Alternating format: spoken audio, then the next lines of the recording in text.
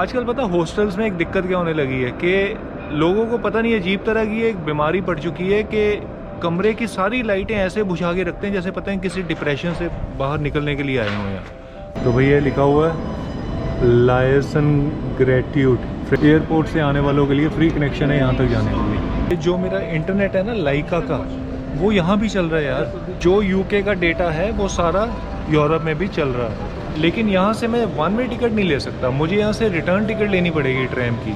ये बड़ा एक अजीब सा रूल है यार।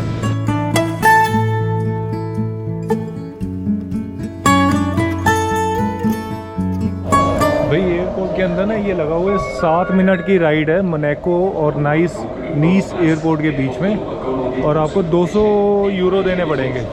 Your helicopter is waiting. 7 minute flight between Nice airport and Monaco. 200 euro में आप मोनाको पहुंच जाओगे यहाँ से नीस एयरपोर्ट से। 7 मिनट लगेंगे पर्सनल हेलीकॉप्टर में। ओके जी, जो मेरा गूगल बता रहा है कि मुझे यहाँ से ट्रेन पकड़नी है, आधे घंटे का रास्ता है मेरा यहाँ से जो होटल है। 1 यूरो 70 सेंट्स लगेंगे जाने में। ओके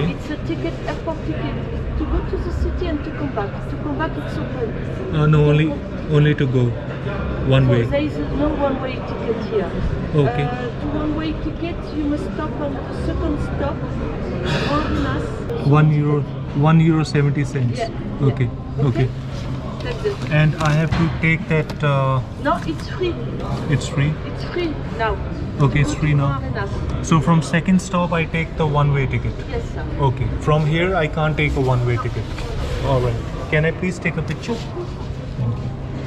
एक नई चीज़ पता लगी है कि मैं यहाँ से ट्रेन पकड़ूंगा, लेकिन यहाँ से मैं वन वे टिकट नहीं ले सकता, मुझे यहाँ से रिटर्न टिकट लेनी पड़ेगी ट्रेन की। ये बड़ा एक अजीब सा रूल है यार कि यहाँ से नीस एयरपोर्ट से मैं एक तरफ की टिकट नहीं ले सकता, मुझे दोनों तरफ की, जाना और आना दोनों की तरफ की लेनी पड़ेगी। तो अगर मुझे सिंगल टिकट लेनी है तो यहाँ से एक ट्रेन चलती है, मुझे वहाँ दूसरे स्टॉप में उतरना है, दूसरा स्टॉप तक जाने के लिए फ्री ऑफ चार्ज है वो ट्रेन। दूसरे स्टॉप में उतर के मैं 1 यूरो 70 सेंट की टिकट वन वे वाली ले सकता हूँ। तो जी बस से भी जाने का ऑप्शन है, बस नंबर 12 छोड़ेगी, उसकी टिकट ऑन बोर्ड ही मिल जाएगी, मतलब बस में ही मिल जाएगी। अरे ठंड है यार वहाँ पर।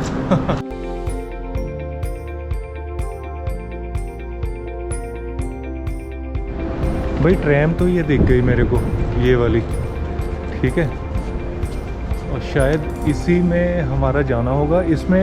इसमें फ्री पड़ेगा हमें जो दूसरा स्टॉप तक जाने के लिए। तो भैया लिखा हुआ है लायसन ग्रेट्यूड, फ्रेंच भाषा में, मतलब फ्री कनेक्शन है, एयरपोर्ट से आने वालों के लिए फ्री कनेक्शन है यहाँ तक जाने के लिए।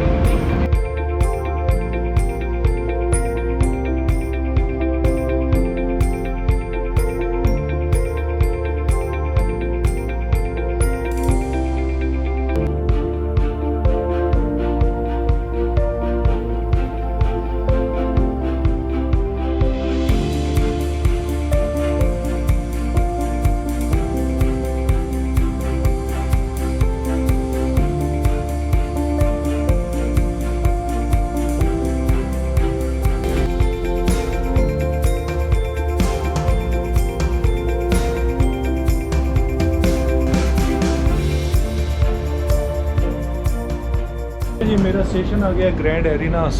यहाँ तक तो मैं फ्री आया हूँ और यहाँ से मुझे वन वे टिकट लेनी है, लेकिन टिकट लेनी कहाँ से है? मैं सोच रहा काउंटर वाउंटर बने होंगे कहीं। तो ये टिकट तो निकल गई है, लेकिन टिकट पड़ी है मेरे को 3 यूरो 70 सेंट की। 1 यूरो 70 सेंट की टिकट है, 2 यूरो का एक कार्ड बन के निकला है, जो मेरे को बड़ा अजीब लगा यार, क्योंकि इन्फॉर्मेशन काउंटर ने तो बताया नहीं था कि 2 यूरो का कार्ड भी लगेगा। और वो जो कार्ड है ना, ये वन टाइम यूज़ है, मतलब इसको एक बार स्वाइप करने के बाद फेंक दूंगा। ये कैसा हुआ?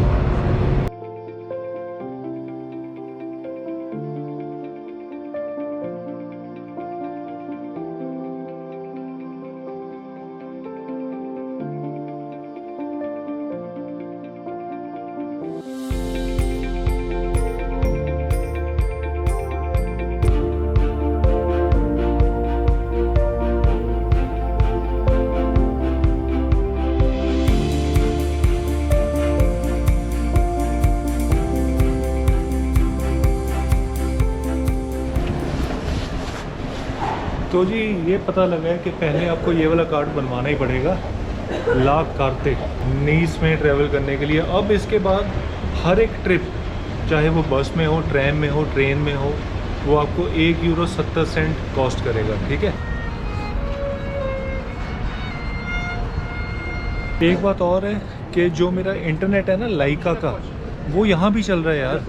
तो मतलब ये मेरे को इसके लिए कोई APN की सेटिंग बदलनी नहीं पड़ी अपने मोबाइल पे, कुछ भी नहीं करना पड़ा। जो UK का डेटा है वो सारा यूरोप में भी चल रहा है। नहीं तो अक्सर क्या होता है कि जब हम देश बदलते हैं ना तो APN सेटिंग्स दोबारा डालनी पड़ती है मोबाइल पे, लेकिन उसकी ज़रूरत नहीं पड़ी। मेरे को लाइका मोबाइल का मैसेज भी आया है कि आप जो UK में यूज़ कर रहे थे ना, इसको अपना घर ही समझो, सब कुछ वैसे ही चलेगा, डेटा, कॉल्स, ये वो सब कुछ। और मुझे मिला है इसका डेटा, मैंने जब चेक किया 40 GB मिला यार, 10 पाउंड में 40 GB डेटा मिला। मेरे को पिछली बार €20 में 20 GB डेटा मिला था, उसमें से भी जो रोमिंग का डेटा था ना उसके 5 GB का था। मतलब फ्रांस से लिया था मैंने, तो 15 GB फ्रांस में चलेगा और बाकी 5 GB जो है वो बाकी यूरोप में चलेगा। तो पिछली बार ऐसा हुआ था, लेकिन इस बार पूरे का पूरा 40 GB चलेगा 1 महीने के लिए, पूरे यूरोप में, पूरे UK में। लो जी, स्वागत है आपका। शाम के बजे अभी 8:30 सुबह से अब निकला हूँ बाहर। एक्चुअली चक्कर क्या हुआ, सुबह तो मैं 10-11 बजे हॉस्टल पहुँच गया था, लेकिन हॉस्टल का चेक इन टाइम था 3 बजे का। तो बस बाहर वो वहीं बैठा रहा उनके अंदर जो कॉमन एरिया है, थोड़ा बैठ के आराम किया। 3 बजे कमरा खोला तो फिर कमरे में सो गया। तो उसके बाद अब उठा हूँ, नहा धो के बाहर आया हूँ। आजकल पता हॉस्टल्स में एक दिक्कत क्या होने लगी है कि लोगों को पता नहीं, अजीब तरह की एक बीमारी पड़ चुकी है कि कमरे की सारी लाइटें ऐसे बुझा के रखते हैं जैसे पता है किसी डिप्रेशन से बाहर निकलने के लिए आए हों। यार मतलब यार इतना डिप्रेस्ड माहौल होता है ना कई हॉस्टल्स का। कमरे की सारी लाइट्स ऑफ कर रखी हैं।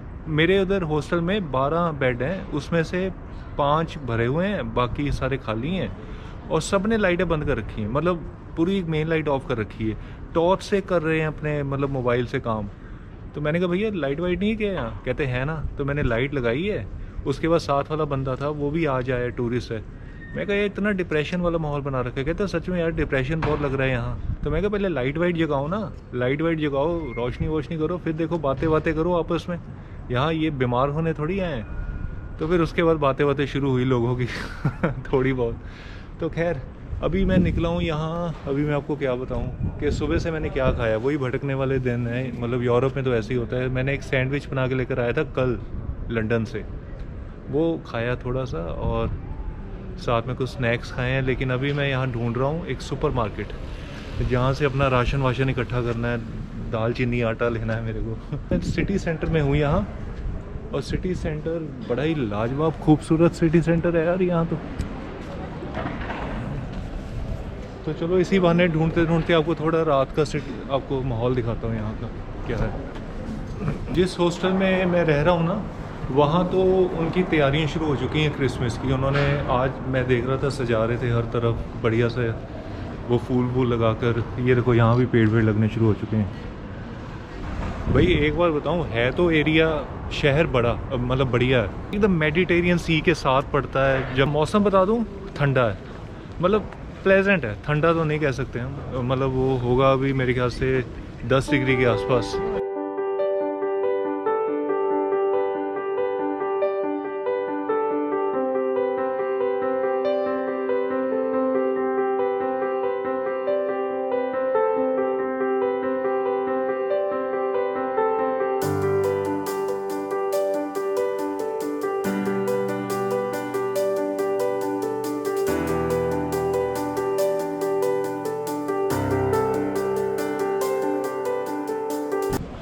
तो भाई ये है फ्रांस का असली में आर्किटेक्चर, जो इनका इंटरनल लोकल आर्किटेक्चर है ना। पतली पतली गलियां और आसपास रेस्टोरेंट्स बने हुए हैं, ओपन एयर रेस्टोरेंट्स हैं।